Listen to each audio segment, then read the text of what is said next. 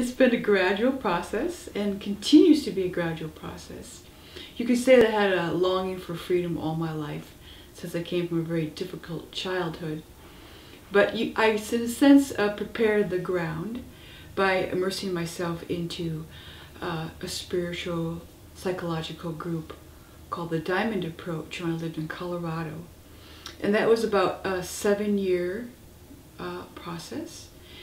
And then it involves processing the conditioned self and also cultivating the essential self, which is simply essence.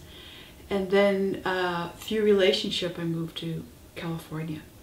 And I was in search of a teacher and studied Tibetan Buddhism, felt that wasn't quite it. Another teacher of interfaith, and that wasn't quite it. And then I met Audya.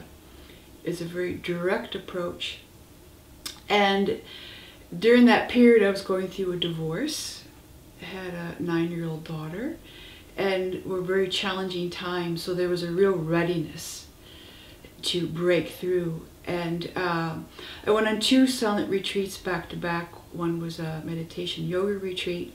And during that particular retreat, I saw really clearly how difficult I was making life for myself, and the hardship and a lot of efforting and struggle and striving.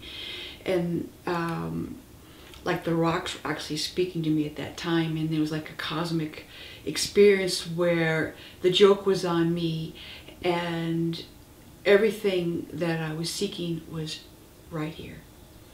And then that segued into my first retreat with Audya.